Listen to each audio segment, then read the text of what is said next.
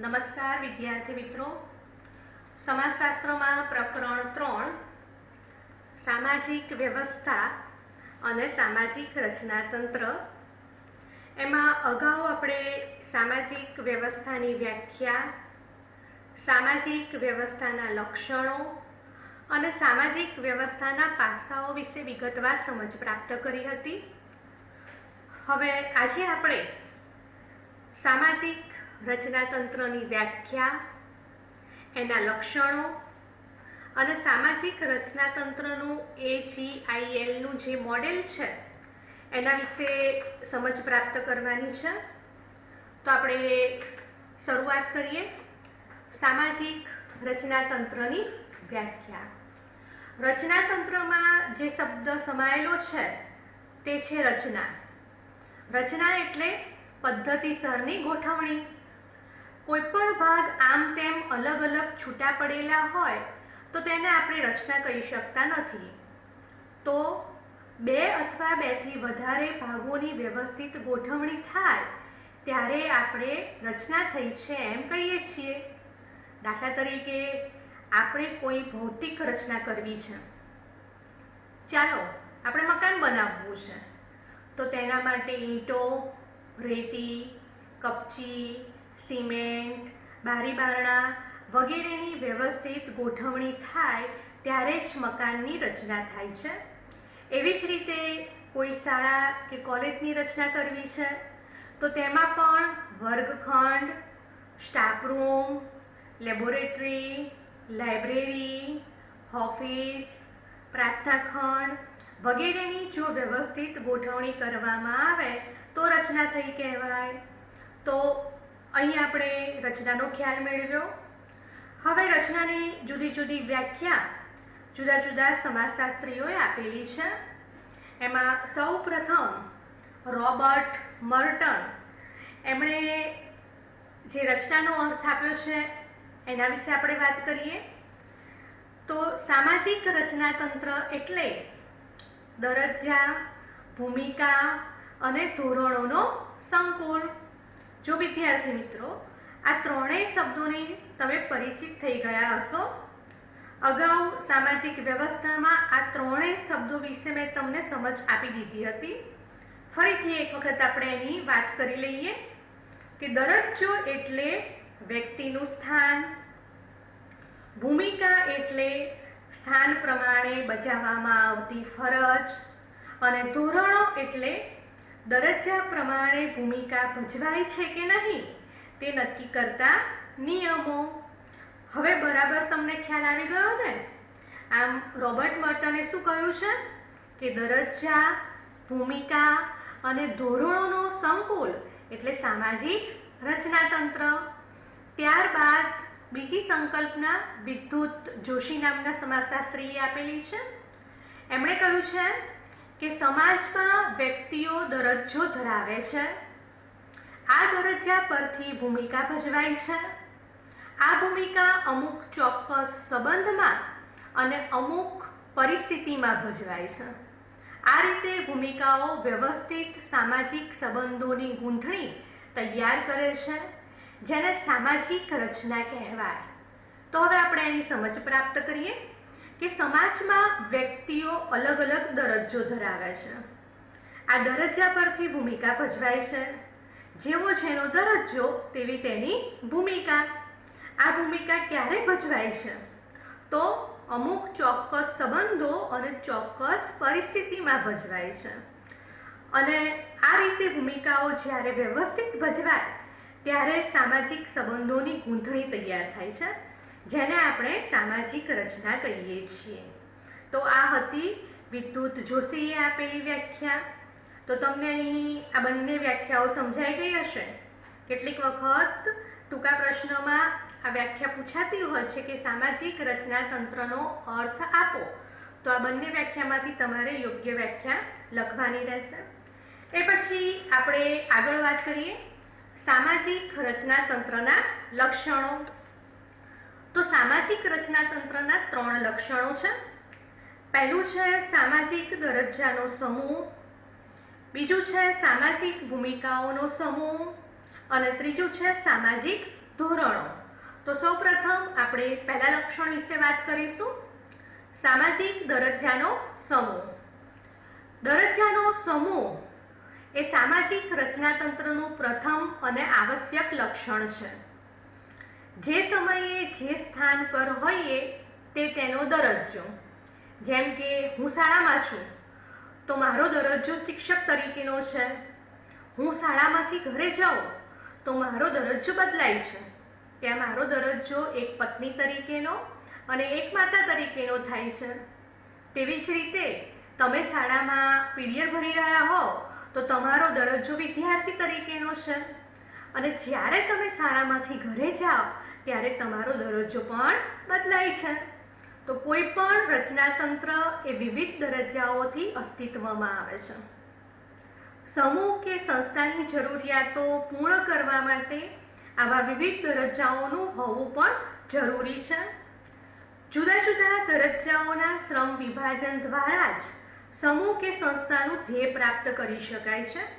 દાખલા તરીકે આચાર્યનો દરજ્જો, શિક્ષકનો દરજ્જો, વિદ્યાર્થીનો દરજ્જો, કારકુનનો અને સેવકનો વગેરેનો દરજ્જો છે અને આ વિવિધ દરજ્જાઓથી જ શાળાની રચના ટકી રહે છે. તો અહીં આપણે વાત કરી સામાજિક દરજ્જાના સમૂહ વિશેની. એ પછી એનું બીજું લક્ષણ છે સામાજિક ભૂમિકાઓનો સમૂહ. તો ભૂમિકા એટલે દરજ્જા પ્રમાણે ભજવવામાં આવતી ફરજ. અત્યારે હું શિક્ષક છું તો શિક્ષક તરીકે હું તમને ભણાવી રહી છું તો ભણાવવું એ મારી ફરજ છે અને વિદ્યાર્થી તરીકે તમે ભણી રહ્યા છો તો એ તમારી ભૂમિકા થઈ. તો સામાજિક ભૂમિકા એ સામાજિક દરજ્જાનું વર્તનલક્ષી પાસું છે. દરજ્જો અને ભૂમિકા એક સિક્કાની બે બાજુઓ છે. કોઈ પણ તંત્ર પ્રથાની જરૂરિયાતો પૂર્ણ કરવા કે ધ્યેય પ્રાપ્તિ માટે દરજ્જા મુજબ ભૂમિકા ભજવવી જ પડે છે. દાખલા તરીકે આચાર્યએ શાળાનું સંચાલન કરવું પડે, શિક્ષકે શિક્ષણ કાર્ય કરવું પડે, કારકુને વહીવટી કાર્ય કરવું પડે અને તમારા જેવા વિદ્યાર્થીઓએ અભ્યાસ કરવો પડે. તે કહેવાય આપણી ભૂમિકા. તો હવે સમજાઈ ગયું ને કે દરજ્જા પ્રમાણે ભૂમિકા ભજવવી પડે છે. તો વિદ્યાર્થી મિત્રો, અહીં આપણે સામાજિક ભૂમિકાના સમૂહ એના વિશે સમજ પ્રાપ્ત કરી. એ પછી આગળ વધીએ. ત્રીજો મુદ્દો છે સામાજિક ધોરણો. હંમેશા વિદ્યાર્થીઓ યાદ રાખો કે ધોરણો એટલે આપણી ભાષામાં નિયમો. નિયમો એટલે આપણી ઉપર જે નિયંત્રણ રાખે છે તે. આપણને સમજાવે છે કે કયું કાર્ય યોગ્ય છે અને કયું કાર્ય અયોગ્ય છે. જે મૂલ્યાંકન થાય છે એ મૂલ્યાંકન પણ નિયમો દ્વારા જ થાય છે. તમે કરેલું કાર્ય યોગ્ય છે કે અયોગ્ય છે તેમ ખબર પડે છે તો નિયમો હોય તો જ ખ્યાલ આવે. જો નિયમ પ્રમાણે કાર્ય કરેલું હોય તો તે યોગ્ય છે અને નિયમથી વિરુદ્ધ કરેલું હોય તો તે અયોગ્ય છે. કોઈ પણ સમાજમાં તમે જોશો તો તેના નિયમો હોય છે અને તે નિયમો પ્રમાણે જ આપણે વર્તન કરીએ તો સમાજની વ્યવસ્થા બરોબર જળવાઈ રહે અને સમાજની રચના પણ બરોબર થાય. સામાજિક રચનાતંત્રને કાર્યાન્વિત રાખવી હોય તો ધોરણો હોવા જરૂરી છે. આપણે દરજ્જા પ્રમાણે બરાબર ભૂમિકા ભજવીએ છીએ કે નહીં તેનો ખ્યાલ એ પણ આ નિયમો દ્વારા જ આવે છે. વિદ્યાર્થી મિત્રો, સામાજિક ધોરણોના અભાવે સામાજિક રચનાતંત્ર ખોરવાઈ જાય છે. દાખલા તરીકે શાળામાં શિક્ષક તરીકે પસંદગી પામવા માટે નિયત લાયકાત હોવી જરૂરી છે.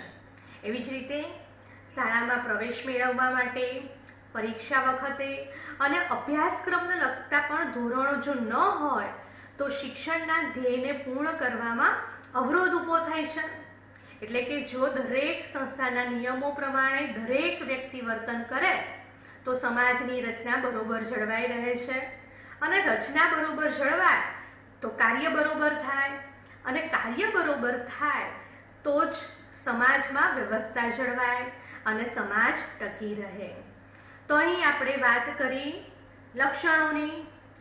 તો કેટલીક વખત સામાજિક રચના તંત્રના લક્ષણો એવો ટૂંકનોંધ સ્વરૂપે પ્રશ્ન પૂછાય તો એની અંદર તમારે આ 3 જે લક્ષણો છે એની ઉદાહરણ સાથે સમજ આપવાની રહેશે. એ પછી આપણે આગળ વધીએ. સામાજિક રચના તંત્રનું AGIL મોડેલ. તો આના આધારે પણ કેટલીક વખત ટૂંકા પ્રશ્ન અને ટૂંકનોંધ સ્વરૂપે 3 માર્ક્સમાં વિભાગ ડીની અંદર પ્રશ્ન પૂછાય. તો ટાલકોટ પાર્સન્સે AGIL નું મોડેલ આપેલું છે. કેટલીક વખત વિકલ્પ સ્વરૂપે પણ પ્રશ્ન પૂછાય છે કે સામાજિક રચના તંત્રનું AGIL મોડેલ કોણે આપેલું છે? તો ટાલકોટ પાર્સન્સે. આ ટાલકોટ પાર્સન્સ નામના સમાજશાસ્ત્રીએ આપેલ સામાજિક રચનાતંત્રને મોડેલને સમાજ વ્યવસ્થાની કાર્યાત્મક જરૂરિયાત તરીકે ઓળખાવવામાં આવે છે. કોઈ પણ સામાજિક વ્યવસ્થાને જો ટકી રહેવું હોય તો જુદી જુદી જે 4 કાર્યાત્મક જરૂરિયાતો છે એ પૂર્ણ કરવી જોઈએ. જો સમાજે પોતાનું અસ્તિત્વ ટકાવી રાખવું હોય તો ટાલકોટ પાર્સન્સે આપેલું આ મોડલ આપણને ખૂબ જ ઉપયોગી બને છે. તો હવે આપણે આ જરૂરિયાતોને કેવી રીતે સંતોષવી એની માહિતી પ્રાપ્ત કરીશું. તો એમાં 4 કાર્યાત્મક જરૂરિયાતો છે. એમાં પહેલી છે અનુકૂલન, બીજું છે ધ્યેય પ્રાપ્તિ, ત્રીજું છે સુગ્રંથન અને ચોથું છે રચનાની જાળવણી અને તંગદિલી નિવારણ.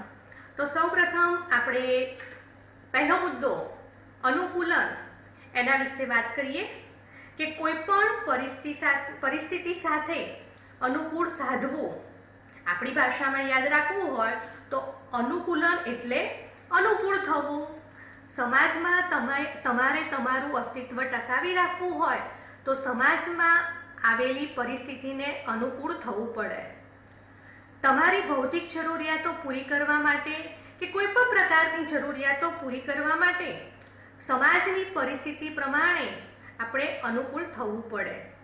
ખોરાક અને રહેઠાણ એ માનવીની મૂળભૂત જરૂરિયાતો છે અને આ જરૂરિયાતો પૂરી પાડવા માટે સમાજમાં ઉત્પાદન અને વહેંચણીની વ્યવસ્થા ઊભી થાય છે.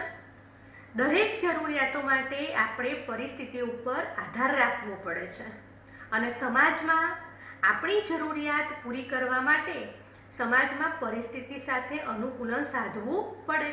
જો તમે અનુકૂલન સાધો તો જ તમે સફળ બનો છો. તો અહીં આપણે વાત કરી અનુકૂલનની.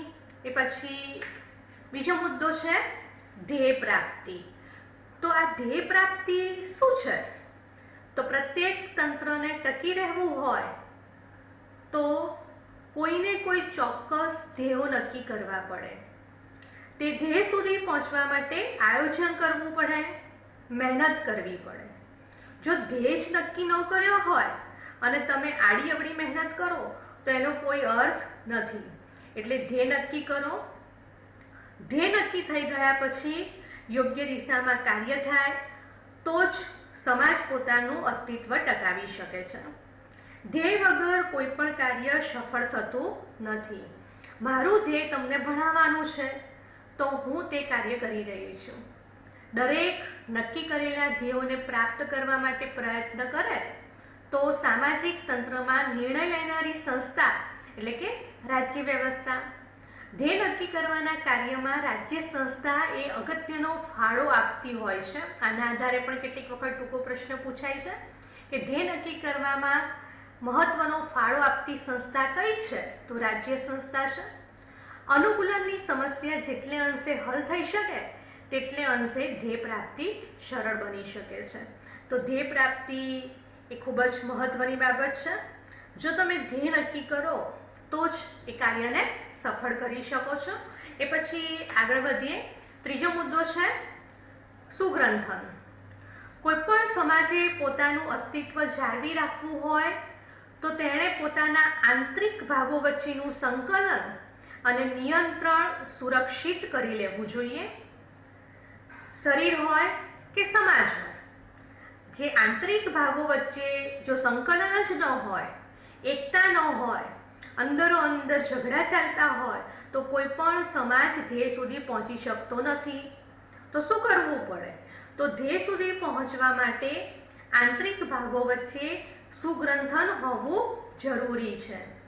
જો સુગ્રંથન હશે, એકતા હશે, સંપ હશે, તો ચોક્કસ સમાજ, વ્યક્તિ કે સંસ્થા ધ્યેય સુધી પહોંચી શકશે.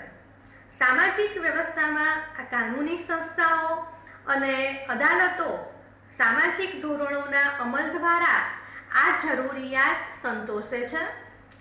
સામાજિક રચનાતંત્રના બધા જ સભ્યો પરસ્પર એકબીજાને તેમજ સમગ્ર તંત્રને વફાદાર રહે તે જરૂરી છે. આમ વફાદારી, સહકાર, સંકલન અને કાર્યદક્ષતા દ્વારા સામાજિક વ્યવસ્થામાં સુગ્રંથન જળવાઈ રહે છે. એ પછી AGIL મોડલ એનો છેલ્લો અને ચોથો મુદ્દો છે રચનાની જાળવણી અને તંગદિલી નિવારણ. આ મુદ્દાની અંદર બે શબ્દોનો સમાવેશ થયેલો છે. એક છે રચનાની જાળવણી અને બીજું છે તંગદિલી નિવારણ. તો બંને શબ્દોની આપણે અલગ અલગ સમજ પ્રાપ્ત કરીશું વિદ્યાર્થી મિત્રો. તો સૌપ્રથમ રચનાની જાળવણી. તો રચનાની જાળવણી માટે આપણે એમ કહી શકીએ કે સમાજના સભ્યોએ જે દરજ્જાને અનુરૂપ ભૂમિકા ભજવવી જોઈએ. જે સારી રીતે ભૂમિકા ભજવે તેને કહેવાય રચનાની જાળવણી. અને જે સારી રીતે ભૂમિકા ભજવતા હોય તેવી વ્યક્તિને પ્રોત્સાહિત કરવા જોઈએ. એટલે કે સારી ભૂમિકા બદલ જો તેમને પ્રોત્સાહન આપવામાં આવે તો તે ભૂમિકા હજુ વધુ ને વધુ બેસ્ટ બની શકે. તો રચનાની જાળવણી કરવી હોય તો દરજ્જાને અનુરૂપ ભૂમિકા અને જે ભૂમિકા ભજવે છે તેને પ્રોત્સાહિત કરવા. તો આ હતી રચનાની જાળવણીની વાત. એ પછી એની સાથે સંકળાયેલો જે બીજો મુદ્દો છે તંગદિલી નિવારણ, એની આપણે વાત કરીએ કે તંગદિલી નિવારણ. તો આ તંગદિલી એ પ્યોર ગુજરાતી શબ્દ છે. એનો અંગ્રેજીમાં અર્થ થાય છે ટેન્શન. જો કેટલીક વખત એમ કહેવામાં આવે કે તમે તંગદિલી અનુભવી રહ્યા છો તો આપણે એ શબ્દને સમજી શકતા નથી. પણ જો તમને એમ કહેવામાં આવે કે તમે ટેન્શન અનુભવી રહ્યા છો તો તરત જ આપણને ખ્યાલ આવી જાય છે વિદ્યાર્થી મિત્રો. તો ક્યારેક આપણે અસરકારક ભૂમિકા ભજવતી વખતે ઘણી વખત તંગદિલી ઊભી થાય છે. તો આ તંગદિલી એટલે ટેન્શન આવે છે. આ તંગદિલી એ બે પ્રકારની હોય છે. એક, આપણને ખબર હોય કે મારે હવે આ ભૂમિકા ભજવવાની છે તો અગાઉ આપણે ટેન્શનમાં આવી જઈએ. અને બીજું, ભૂમિકા ભજવાઈ ગયા પછી આપણને ખ્યાલ આવે કે હું આ ભૂમિકા બરોબર ભજવી શકી નથી તો ભૂમિકા ભજવાઈ ગયા પછી પણ આપણને ટેન્શનમાં આવે છે. તો જ્યારે આપણે આવી પરિસ્થિતિમાં મુકાઈએ છીએ તો ત્યારે શું કરવાનું? તો ત્યારે તંગદિલીની પરિસ્થિતિ સાથે સંઘર્ષ પણ આવે છે. ત્યારે આપણે આપણી જાત સાથે સંઘર્ષ થયા કરે છે. તો સમાજે આંતરિક તણાવ અને આ સંઘર્ષના નિકાલ માટે જરૂરી માર્ગ શોધી કાઢવો જોઈએ. તો આ કાર્ય કુટુંબ સંસ્થા દ્વારા થાય છે. તંગદિલી નિવારણની સમસ્યા હલ કરવાના કાર્યમાં કુટુંબ સંસ્થાની સાથે સાથે ધર્મ સંસ્થા, શિક્ષણ સંસ્થા જેવી અનેક સંસ્થાઓનો સમાવેશ થાય છે. તો વિદ્યાર્થી મિત્રો, ટાલકોટ પાર્સન્સનું AGI મોડેલ એ સામાજિક રચનાતંત્રની 4 કાર્યાત્મક સમસ્યા કે જરૂરિયાતો હલ કરે છે તેમજ સામાજિક સંતુલન સાધે છે. આ સંતુલન સાધવા માટે જુદા જુદા ક્રિયાતંત્રો કામ કરે છે, જેમાં સામાજિકીકરણ મહત્વનું ક્રિયાતંત્ર છે. સામાજિકીકરણના આ ક્રિયાતંત્ર દ્વારા સામાજિક મૂલ્યોનું આત્મસાતીકરણ થાય છે અને સામાજિક નિયંત્રણની પ્રક્રિયાઓ સમાજને સંતુલિત રાખવામાં મહત્વની ભૂમિકા ભજવે છે.